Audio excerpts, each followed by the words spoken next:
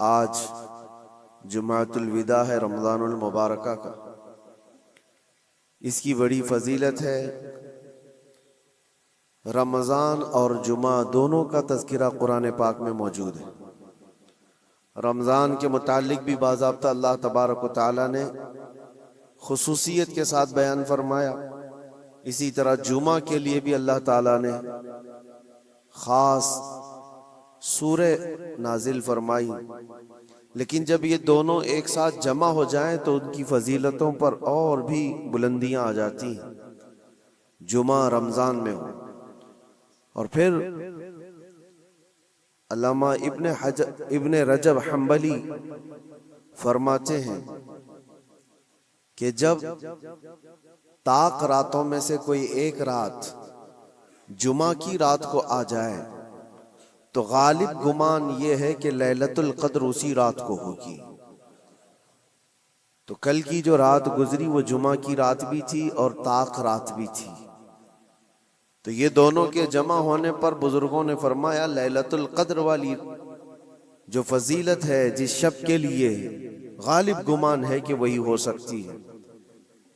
لیکن ہم سب اللہ کریم کی بارگاہ میں یہ آس و امید لگا کر دعا کرتے ہیں کہ ہم گنہگاروں کو اس کی مبارک گھڑیوں میں سے کوئی گھڑی قبولیت کی عطا فرمائے۔ اور آج کے دن کے متعلق یہ بھی فرمایا گیا کہ جمعہ یعنی سورج غروب ہونے سے پہلے پہلے ایک گھڑی ایسی آتی ہے جس میں اللہ تعالیٰ بندے کی ہر دعا قبول فرماتا ہے، قبولیت کا وقت ہوتا ہے۔ اور یہ بھی فرمایا گیا کہ اس نے ایمان و احتساب کے ساتھ آج جو نماز پڑھا، اس سے پہلے جو گناہ کیا تھا اللہ تعالیٰ سب کو معاف فرمائے گا۔ رمضان المبارکہ کی ہر رات بخشش ہوتی ہے، اور جتنے لوگوں کی رمضان میں بخشش ہو گئی اتنی تعداد صرف آج کے جمعہ کے دن بخشے جاتے ہیں۔ اور پھر عید کی رات کے لیے بھی فرمایا گیا۔ تو اب یہ چند ساعتیں رہ گئی ہیں اور چند لمحے باقی رہ گئے ہیں رمضان کو رخصت ہونے میں۔ دعا یہ کرو کہ اللہ یہ رمضان کے گزرنے سے پہلے ہم سب کی بخشش کا اعلان فرمائے۔ جو ہزاروں لوگ، لاکھوں لوگ جہنم سے آزاد ہو رہے ہیں، ان آزاد ہونے والوں میں ہمارا نام بھی مولا شامل فرمائے۔ ویسے دنیا بھر میں آج کے دن کو مسلمانوں نے یوم القدس کے نام سے منسوب کیا ہے۔ یوم القدس کے نام سے اس کو موسوم کیا ہے۔ دنیا الگ الگ ڈے مناتی ہے، mother's day, father's day, women's day, وہ پتہ نہیں کون کون سے ڈے بہت سارے منائے جاتے ہیں۔ اسلامی اعتبار سے ساری دنیا کے مسلمانوں نے رمضان کے آخری جمعہ کو القدس ڈے، یوم القدس یعنی بیت المقدس کی حفاظت والا دن قرار دیا۔ پوری دنیا آج دعاؤں میں مشغول ہے اور امت کو قدس کے متعلق اویئرنیس لانے کے لیے، ان کے اندر معلومات پیدا کیے جانے کے لیے ہر جگہ پر محفلیں ہوتی ہیں یا تقاریر ہوتی ہیں، اور ہونا بھی چاہیے کہ امت کو یہ حصہ ٹرانسفر کیا جائے۔ آج دور دراز بیٹھے ہوئے لوگ یہ سمجھتے ہیں کہ فلسطین میں جو کچھ بھی چل رہا ہے وہ ان کا علاقائی جھگڑا ہے، ان کے بارڈر کا مسئلہ ہوگا جیسے ہمارے لیے کشمیر کا مسئلہ بنتا ہے۔ ایسا نہیں ہے میرے عزیزو، یہ بہت پرانی تاریخ ہے۔ بیت المقدس جو خطہ ہے جس کو مسجد اقصی کہا گیا قرآن پاک میں، جہاں سے رسول کریم صلی اللہ تعالی علیہ وسلم کی معراج ہوئی، جس کا ذکر صاف قرآن پاک میں ہے، سبحان الذی اسری بعبدہ لیلا من المسجد الحرام الی المسجد الاقصی۔ پاک ہے وہ ذات جس نے اپنے بندے خاص کو ایک رات مسجد حرم سے جو مکہ میں مسجد اقصی تک کا سفر کرایا۔ مسجد اقصی کیا ہے؟ قرآن کہتا ہے الذی بارکنا حولہ، جس کے ارد گرد ہم نے برکت رکھی ہے، جس کے ارد گرد برکتیں رکھی گئی ہیں۔ تو مسجد اقصی یہ کل پرسوں والی، سال دو سال پہلے والی یا 100-200 سال پہلے والی مسجد کا نام نہیں ہے۔ یہ اتنی پرانی ہے جس کی تاریخ تقریباً 4000 سال پہلے کی.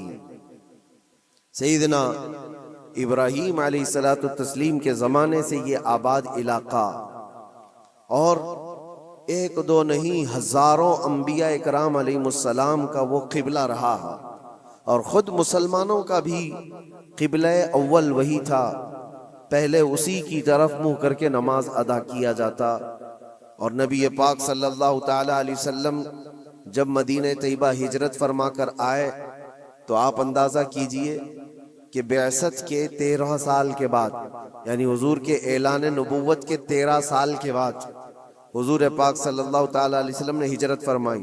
مکہ کے 13 سال اور پھر مدینہ جانے کے بعد وہاں 17 مہینے تقریباً 1.5 سال بیت المقدس کی طرف منہ کر کے ہی نماز پڑھی جاتی تھی، بیت المقدس کی طرف رخ کر کے ہی عبادت ہوتی. اور 17 مہینے کے بعد پھر وہ حکم آیا، وہ بھی میرے مصطفیٰ کریم صلی اللہ علیہ وسلم کی خواہش پر، کہ آپ ظہر کی نماز ادا کر رہے تھے اور آپ کے دل میں یہ خیال آیا کہ ہمارا قبلہ بیت المقدس کی بجائے خانہ کعبہ ہوتا تو اچھا ہوتا. رب تبارک و تعالیٰ کی بارگاہ میں وہ خواہش کرتے ہوئے آسمان کی طرف نماز کی حالت میں حضور دیکھ رہے تھے، چہرہ آسمان کی طرف اٹھا رہے تھے. 2 رکعت ہو چکی تھی، تب اللہ تعالیٰ نے قرآن کی آیت نازل فرمائی نماز کی حالت میں ہی، قد نرا تقلب وجہک فی السماء فلنولینک قبلۃ ترضاها. اے محبوب، ہم آپ کا چہرہ اٹھانا دیکھ رہے ہیں آسمان کی طرف، اور عنقریب آپ کو اسی طرف پھیر دیں گے جہاں آپ کی رضا ہے، آپ کی جس میں خوشی ہے. اور پھر فوراً آیت بھی نازل ہو گئی، فولی وجہک شطر المسجد الحرام. دیر کس بات کی محبوب، ابھی آپ اپنا چہرہ خانہ کعبہ کی طرف فرما لیں. بیت المقدس سامنے ہے تو خانہ کعبہ بالکل اپوزٹ میں. حضور اکرم صلی اللہ علیہ وسلم 2 رکعت کے بعد نماز کی حالت میں ہی گھوم گئے، اور اس کے بعد باقی کی 2 رکعت خانہ کعبہ کی طرف منہ کر کے پڑھائی. تو قبلہ تو جو بدلا وہ نبی پاک صلی اللہ علیہ وسلم کے زمانے میں 17 مہینے نماز مدینے میں پڑھنے کے بعد، لیکن اس سے پہلے بیت المقدس قبلہ اول رہا. بیت المقدس انبیاء اکرام کا مسکن ہے، تقریباً 30,000 کے قریب انبیاء اکرام علیہ السلام اس کے ارد گرد ہیں بیت المقدس کے. اور وہ اس کو قرآن پاک نے ارض مقدس کہا ہے، ارض مقدس بھی قرآن پاک میں اس کا ذکر ہے. مسئلہ یہ ہے کہ وہاں پر دنیا کے 3 بڑے پرانے جو ادیان ہیں ان کا وہ محور و مرکز بنتا چلا جاتا ہے. یہودیت، عیسائیت اور مسلمانوں کے لیے، سب کے لیے وہ مقدس ہے، محترم ہے، متبرک ہے. یہودی بھی اس کو مقدس مانتے، ان کا بھی قبلہ رہا، اور عیسائی بھی اس کو اپنا مقدس اور محترم عبادت گاہ کے طور پر دیکھتے ہیں، اس لیے کہ عیسیٰ علیہ السلام کی ولادت بھی وہاں قریب میں ہوئی بیت لحم میں، اور عیسائیوں کے لیے بھی وہ ایک مرکز کی حیثیت رکھتا ہے. اور یہ آسمانی مذاہب میں ایمان والے مسلمانوں کے لیے بھی وہ مقدس و متبرک ہے. اس کی وجہ چاہے جو بھی ہو، قرآن پاک میں اس کا ذکر ہے، اور نبی پاک صلی اللہ علیہ وسلم نے وہاں سے معراج فرمائی، معراج کا سفر شروع فرمایا. تو اس اعتبار سے 3 بڑے ادیان جو دنیا کے ہیں ان میں یہ اختلاف کا مسئلہ آج سے نہیں رہا، برسوں سے رہا. چلیں اگر آج کوئی ہم پر یہ الزام لگاتا ہے یہ کہ مسلمانوں کا اور یہودیوں کا مسئلہ ہے، تو میرے عزیزو، فلسطین میں مسلمانوں کے آنے سے پہلے کی اگر تاریخ آپ پڑھیں گے تو یہودیوں اور عیسائیوں میں کئی جنگیں وہاں پر ہوئی، کئی جنگیں بیت المقدس کو لے کر کے. بیت المقدس میں پہلے یہودیوں کا غلبہ تھا تو عیسائیوں کا بادشاہ ٹائٹس اور ہرکیولس، یہ سب بادشاہوں کے جو نام ہیں آپ تاریخ میں پڑھیں، یہ حضور پاک صلی اللہ تعالی علیہ وسلم کی آمد سے پہلے والے. انہوں نے طاقت حاصل کی، غلبہ حاصل کیا. تو ٹائٹس جو بادشاہ تھا عیسائیوں کا، اس نے اتنا قتل عام کیا تھا یہودیوں کا، اتنا قتل عام کہ پورے فلسطین کی زمین خون سے بہہ رہی تھی اس زمانے میں. اور پھر جب یہودیوں کا غلبہ آیا تھا تو یہودیوں نے عیسائیوں کا قتل عام کیا تھا، کسی کو چھوڑا نہیں تھا۔ تو بیت المقدس کے حصول کے لیے، اس پر غلبہ حاصل کرنے کے لیے جنگیں برسوں سے چلی، بہت برسوں سے۔ پھر جب وہ دور آیا، حضور پاک صلی اللہ تعالی علیہ وسلم نے اعلان نبوت فرمایا، اسلام پوری دنیا میں پھیلنے لگا۔ پھر بھی حضور اکرم صلی اللہ علیہ وسلم کی زندگی پاک میں بیت المقدس پر، مسجد اقصی پر مومنین کا یا مسلمانوں کا وہ غلبہ نہیں تھا۔ زمانہ بیت گیا، حضرت عمر فاروق رضی اللہ تعالیٰ عنہ کا زمانہ آیا۔ جب حضرت عمر فاروق کا زمانہ آیا تو اسلامی سلطنت کی سرحدیں بہت دور دور تک پھیل گئیں۔ مصر فتح ہو گیا، ایران فتح ہو گیا، روم فتح ہو گیا، بہت سارے علاقے فتح ہو کر اسلام میں داخل ہوئے۔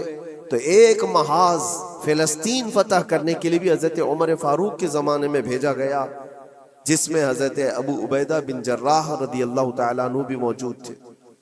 اور وہ اسلامی لشکر جب گیا تو فلسطین کو ان لوگوں نے فتح کیا۔ فلسطین جب فتح ہوا، بیت المقدس جب حاصل کیا گیا، وہ بھی تاریخ بڑی عظیم ہے میرے عزیزوں۔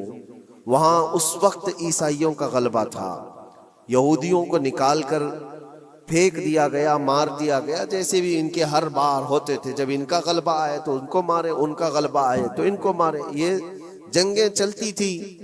پھر جب اسلام آیا تو اس زمانے میں عیسائیوں کا وہاں غلبہ تھا، انہوں نے حوالے کر دیا بیت المقدس کو، مسجد اقصی کو حوالے کیا۔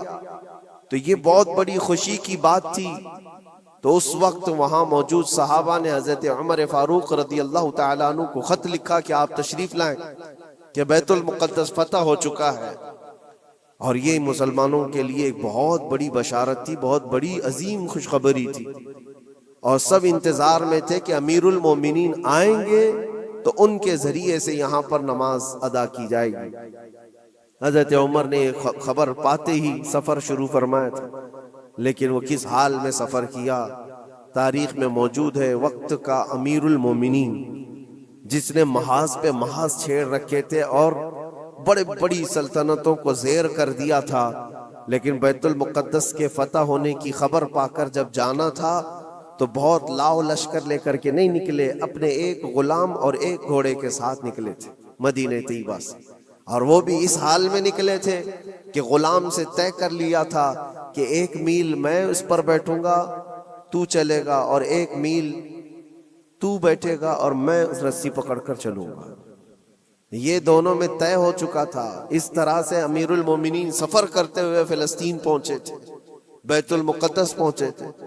حضرت عمر فاروق رضی اللہ تعالیٰ عنہ، یہ باتیں آج اس لیے بتا رہا ہوں کہ جنہوں نے خون کا بازار گرم کر رکھا ہے، اور جو ہم پر یہ الزامات ہیں کہ تلوار کے زور پر علاقے حاصل کیے، تو حضرت عمر کی یہ سیرت بھی بتاؤ، یہ تاریخ بھی بتاؤ کہ فاتح قوم کس طرح سے جاتی ہے، اکڑ کر، لوگوں کو پکڑ کر نہیں۔ حضرت عمر جب بیت المقدس کے فتح کے بعد فلسطین آ رہے تھے، خبر مشہور ہو گئی، عیسائی بھی مسلمان بھی جو وہاں موجود تھے، سب لوگ امیر المومنین کو دیکھنے کے لیے باہر نکلے تھے۔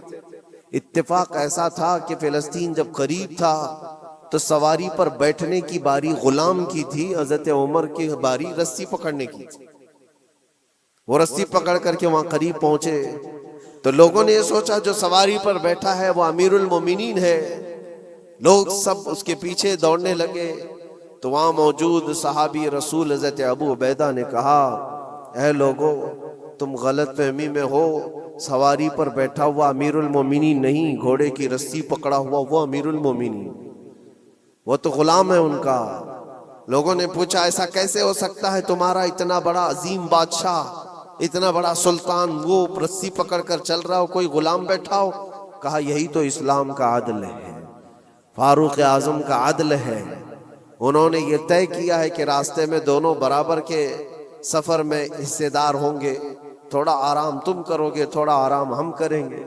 ان اخلاق کو دیکھ کر موجود کئی لوگوں نے اسلام قبول کیا تھا۔ حضرت سیدنا عمر ابن خطاب رضی اللہ تعالیٰ عنہ اسی موقع پر یہ بھی ارشاد فرماتے ہیں، لوگوں نے جب یہ دیکھا امیر المومنین امیر المومنین کہہ کر پکارا تو آپ کی آنکھوں میں آنسو آئے۔ فتح بیت المقدس کے موقع پر میرے عزیزوں ہو سکتا ہے کسی کا سینہ چوڑا ہو جائے کہ بیت المقدس فتح کر لیا ہے، اب ہم نے مسلمانوں کا قبلہ اول واپس آ گیا ہے۔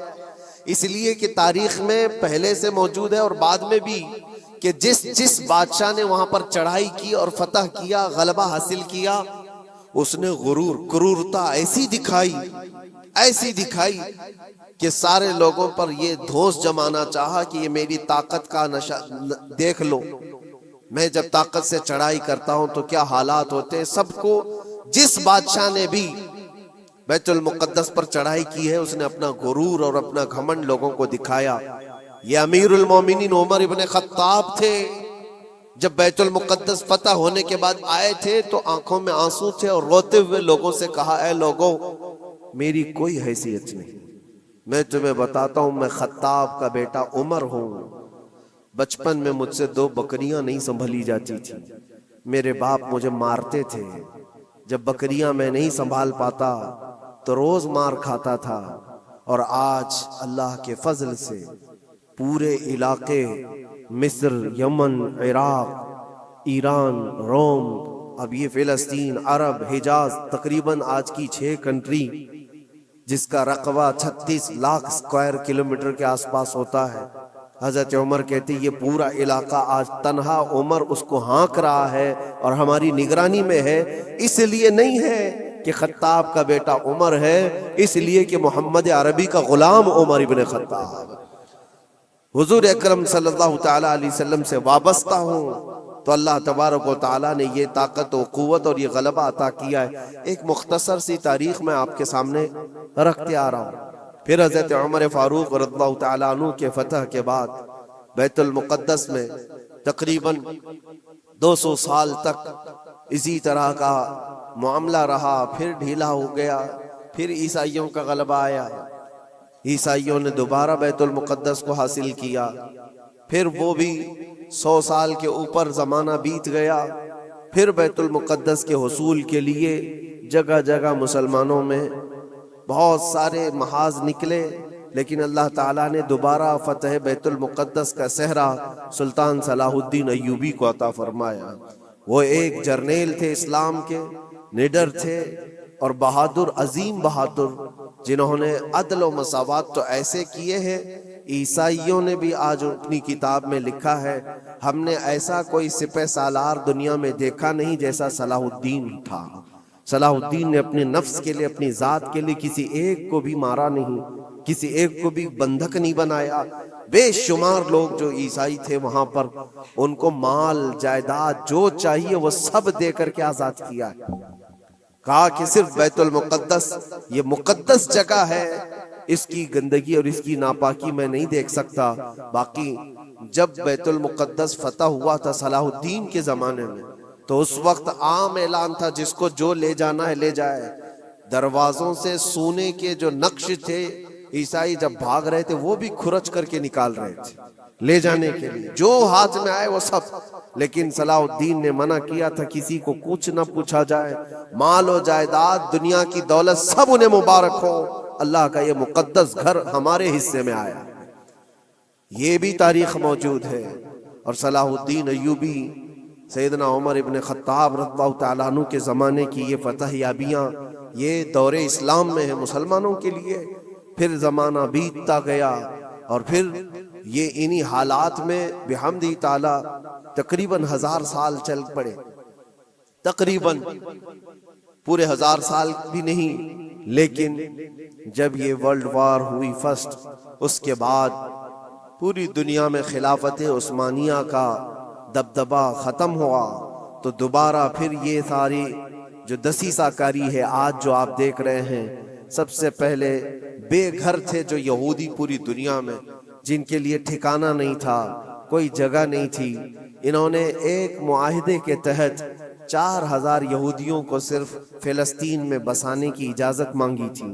اس وقت عرب بھی غیر منقسم تھا، بٹا ہوا نہیں تھا، پورا عرب ایک تھا، فلسطین، جارڈن، ملک شام، یہ سب علاقے ملے ہوئے تھے، ایک ہی خلافت کے اندر آتے تھے، خلافت عثمانیہ کے اندر۔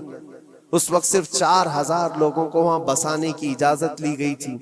اس کے بعد پھر 4000 لوگوں سے یہ آبادی بڑھتے ہوئے دنیا کے ہر کونے سے یہ مائیگریٹ کرنا شروع کیے، ہجرت کرنے لگ گئے، اور دھیرے دھیرے دھیرے کرتے کرتے 1912 سے لے کر 1947 تک ان یہودیوں کی جگہ جگہ سے ہجرت ہوئی، اور وہ جا کر کے اس جگہ جمع ہوئے، اور آج جو ایک خطہ آپ دیکھ رہے ہیں اسرائیل نام سے، حقیقت میں اسرائیل نام سے کوئی وجود ہی نہیں تھا، وہ پورا فلسطین تھا، پورا فلسطین۔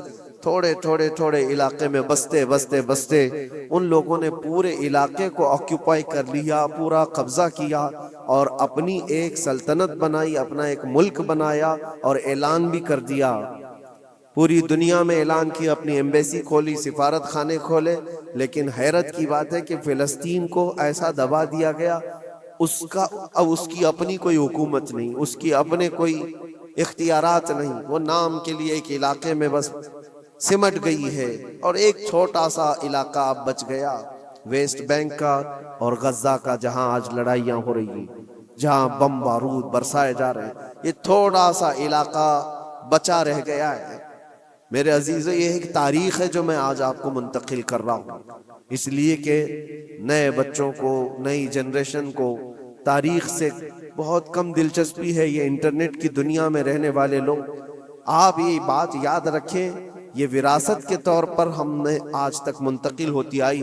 تاریخ اس لیے بتا رہا ہوں کہ وہاں پر جو جھگڑا ہے، وہاں پر جو حالات بنے ہوئے ہیں، وہ آج کل کے نہیں ہیں، صدیوں سے موجود ہیں، کئی سینکڑوں سالوں سے موجود ہیں۔ اور اللہ کے نبی صلی اللہ علیہ وسلم کی ایک بشارت بھی سنا کر جاتا ہوں۔ نبی پاک صلی اللہ علیہ وسلم نے فرمایا، میری امت میں ایک جماعت ایسی رہے گی قیامت تک جو بیت المقدس کی حفاظت کے لیے لڑتی رہے گی، اور ان کے مخالفین کا دھوکہ دینا، ان کے مخالفین کا ان پر حملہ کرنا ان کو کچھ نقصان نہیں دے گا، وہ ایمان پر ویسی ہی جمے رہیں گے۔ یہ حضور پاک کی بشارت ہے۔ نبی پاک صلی اللہ علیہ وسلم نے فرمایا ہے کہ وہ دمشق یا بیت المقدس کے آس پاس لوگ ہوں گے، اپنی جانوں کا نذرانہ دیتے، اور حضور نے یہ جب گارنٹی دے دی تو پھر کہنے کی کیا بات ہے۔ حضور نے فرمایا قیامت تک وہ جماعت حق پر قائم رہے گی۔ کسی اور کے لیے اتنی گارنٹی ملتی ہے؟ حدیث پاک میں حضور نے فرمایا ان کے لیے وہ ایک جماعت ایسی ہوگی قیامت تک وہ حق پر قائم رہیں گے، حق پر قائم رہیں گے بیت المقدس کی حفاظت کے لیے۔ آج ان لوگوں کے حالات دیکھتے ہیں ہم۔ پھر میں آپ کو ایک آیت جو شروع میں پڑھا عرض کیے دیتا ہوں۔ رب تعالیٰ فرماتا ہے وَسَيَعْلَمُ الَّذِينَ ظَلَمُوا أَيَّ مُنْقَلَبٍ يَنْقَلِبُونَ، ان قریب ظلم کرنے والے یہ دیکھیں گے کہ اللہ ان کو کس کھائی میں گراتا ہے، کس پلٹی وہ پلٹیں گے۔ وہ انجام آئے گا، کسی بھی ظالم کو چھوڑا نہیں گیا ہے۔ ظلم کی انتہا ہو گئی، ظلم کی انتہا ہو گئی۔ حیرت ہوتی ہے یہ دنیا آج جو نیوٹرل بنتی ہے، سیکولر بنتی ہے، ان کی زبانوں میں کیا دہی جم گیا ہے۔ ان چھوٹے سے بچوں کی موت پر کوئی دو جملے بولنے کو تیار نہیں، صرف اس لیے کہ مسلمان ہیں، صرف اس لیے کہ وہ ایمان والے ہیں۔ میرے عزیزو، دنیا میں کہیں کسی کی ظلمن موت ہو جائے تو ساری میڈیا چیختی ہے، چلاتی ہے۔ اور آج جہاں 49,000 لوگوں کو قتل کر دیا گیا، مار دیا گیا، ان کا قصور کیا تھا بتائیں؟ ان کا قصور کیا ہے؟ جنگ جس سے چل رہی ہے اس جماعت کا تو کوئی نشانی نہیں ملتا۔ جس جماعت کے ساتھ، جس تحریک کے ساتھ، جس تنظیم کے ساتھ یہودیوں کی جنگ چل رہی ہے، اس تنظیم کا کون مر رہا ہے، اس تنظیم کے کتنے لوگ مارے جا رہے ہیں، اس کا کوئی حساب نہیں۔ لیکن سیویلینز جو وہاں کے بچے ہیں، عورتیں ہیں، بوڑھے ہیں، ان میں سے تقریباً 50,000 لوگ شہید ہو چکے، جس میں سے تقریباً 15,000 کے آس پاس تو بچے ہیں، چھوٹے سے بچے ہیں۔ کلیجہ منہ کو آتا ہے یہ ساری باتیں دیکھ کر کے، سن کر کے۔ میرے عزیزو، جگر رکھنے والا دنیا کا کوئی بھی انسان ہو، جس کے اندر تھوڑی انسانیت باقی ہو، وہ یہ تمام مناظر کو دیکھ کر کے ویرودھ تو ضرور کرے گا۔ اور اگر یہ باتیں بھی ہم کو یہاں کہنے میں کسی کو ایسا لگتا ہے تو میں اس کی پرواہ نہیں کرتا، ایمان جب تک ہے ہم بولتے رہیں گے۔ جہاں لوگوں کی جانیں چلی جا رہی ہوں اور تم کہتے ہو کہ یہ حالات صحیح نہیں ہو بولنے کے لیے، تو پھر ایسی بزدلی میں جی کر کے بھی مطلب نہیں، مر جانا ہی بہتر ہے۔ کس لیے جی رہے ہیں؟ حق کو حق نہ کہا جائے، ظلم کو ظلم نہ کہا جائے؟ کیا اتنے بھی زیادہ بزدلی آ گئی ہے؟ میرے عزیزو، آپ کو بتانے کا مقصد یہ ہے، مجھے پتا ہے لوگوں کو یہ بھی لگتا ہے کہ یہاں بیان کر کے مطلب کیا ہے، فلسطین میں ظلم ہو رہا ہے، بچے مارے جا رہے ہیں، یہاں بیان کر کے کیا مطلب ہے؟ یہ تھوڑی نہ وہاں جائیں گے مدد کرنے کے لیے۔ لیکن میرے عزیزو، فزیکلی آپ جا تو نہیں سکتے، لیکن اس سے بہت ساری عبرتیں، بہت سارے سبق تم سیکھ سکتے ہو۔ تم سردی بخار پر آئیں کائیں کرنے لگ جاتے ہو، جن کے گھروں پر روز بم بارود ہو، ان لوگوں کو دیکھو کبھی تو آج بھی الحمدللہ کہتے ہیں۔ ایک خاتون کو دیکھا جس کے 4 بیٹے شہید ہو گئے، 4 بیٹے شہید ہو گئے۔ عورتوں میں وہ بیان کر رہی ہے، بڑا بیٹا 27 سال کا، دوسرا بیٹا 25 سال کا، تیسرا 23 سال کا، اس طرح سے عمریں جوانی، بھری جوانی میں جس کے 4 لڑکے شہید ہوئے، آنکھوں میں آنسو کچھ نہیں۔ کسی نیوز رپورٹر نے کہا کہ 4 بیٹے تیرے اتنی بھری جوانی میں مارے گئے، تجھے غم نہیں کسی بات کا؟ کیا بہترین جواب دیتی ہے وہ خاتون، کہتی ہے جس کا ہر بیٹا جنت میں پہنچ چکا ہو اسے غم کس بات کا؟ کیونکہ اللہ کا وعدہ ہے، میرے نبی کا وعدہ ہے، وہ شہید ہیں اور شہید جنت میں ہو چکا ہوتا ہے، اور شہید کو اس کی موت سے پہلے اس کا جنت میں ٹھکانہ دکھایا جاتا ہے۔ وہ خاتون کہتی ہے روتی اس وقت جب میرا بیٹا تاش کے پتوں پر بیٹھا ہوتا، شراب کے اڈے پر گیا ہوتا، بہک کر کے کہیں بگڑ گیا ہوتا، تو پھر دل پر افسوس ہوتا کہ میرا بیٹا راستہ بھٹک چکا ہے، میرا بیٹا عیاشی میں جا چکا ہے۔ لیکن جس ماں کو یہ یقین ہے کہ اس کے جیتے جی اس کا بیٹا جنت میں پہنچ چکا ہے، تو پھر غم کس بات کا؟ میں تو ان کے صدقے میں دعا کرتی ہوں کہ مولا ان کے راستے مجھے بھی وہاں تک پہنچا دے۔ یہ ایمانی جذبہ ہے میرے عزیز، ایمانی جذبہ ہے۔ اللہ تعالیٰ نے انہیں صبر دیا ہے۔ تمہیں یہ چیزیں اس لیے بتا رہا ہوں کہ آپ چھوٹی مصیبتوں کو بہت بڑی بنا کر کے سمجھتے ہیں کہ حالات بہت خراب ہیں۔ ایسے حالات خراب ہیں آپ کے پاس؟ آپ کے لیے وہاں پر کل کی بات ہے، جو لوگ مدد پہنچانے کے لیے گئے تھے ان کی آنکھوں میں آنسو، کہتے خرید کر کے دینے کے لیے بھی پانی نہیں ہے، صاف پانی پی نہیں سکتے، کھانا کھانے کے لیے دکان ہی نہیں ہے، کہاں بکے گا، کہاں سے آئے گا، بہت سارے حالات۔ لیکن ان قسم پرسی کے عالم میں ان کا ایمان سلامت ہے۔ یہی تو نبی پاک صلی اللہ علیہ وسلم نے فرمایا، پوری دنیا ان کے خلاف ہو تو بھی ان کا کچھ نہیں بگڑے گا۔ موت آ جانا اس کو بگڑنا نہیں کہتے، گھر ٹوٹ جانا اس کو بگڑنا نہیں کہتے، ایمان چلا گیا تو اس کو بگڑنا کہتے ہیں۔ اور ان کا ایمان سلامت ہے تو سب سے بڑی دولت ان کے ساتھ ہے، سب سے بڑی دولت ہے۔ آپ سب کے لیے اور ہمارے لیے عبرت کی بات ہے۔ آج یوم القدس ہے، آج پوری دنیا یہ الوداعی جمعہ کو قدس کی حفاظت کا دن کہہ کر مناتی ہے۔ آپ سب اللہ کی بارگاہ میں دعا گو ہو جائیں اور اللہ کریم کی بارگاہ میں گڑ گڑا کر کے مانگیں کہ مولا قبلہ اول بیت المقدس کو پھر سے ہمارے حق میں عطا فرما دیں۔ اور اس کے لیے جنہوں نے اپنی جانوں کا نذرانہ پیش کیا، اپنے مال و جائیداد، اپنے بچے، اپنے عزیز و اقارب کھوئے، اے کریم خدا دنیا میں بھی اور آخرت میں بھی ان کو اجر عظیم عطا فرما۔ وہاں کے شہیدوں کی شہادت کو قبول فرما لے۔ اللہ ان کے بیماروں کو شفا دے دے، ان کی عورتوں کو سہارا دے دے۔ مولا کریم ان کے رزق کے اسباب پیدا کرتے ہیں۔ اے رب العالمین، رمضان کا یہ آخری عشرہ ہے، عید کی خوشیاں سب گھروں میں آتی ہیں، ان بچوں کے گھروں میں بھی عید کی خوشیاں پہنچا دے جن کے باپ اور جن کی مائیں رمضان میں جا چکی ہیں۔ اے کریم خدا ارحم الراحمین، مولا تیرے حبیب پاک صلی اللہ تعالی علیہ وسلم کی امت پاک پر رحم و کرم فرما دے۔ اللہم ارحم امت سیدنا محمد صلی اللہ علیہ وسلم رحمتا عامہ، اللہم اغفر امت سیدنا محمد صلی اللہ علیہ وسلم مغفرتا عامہ، وصلی اللہ تعالی علی خیر خلقہ محمد وآلہ واصحابہ اجمعین برحمتک یا ارحم الراحمین۔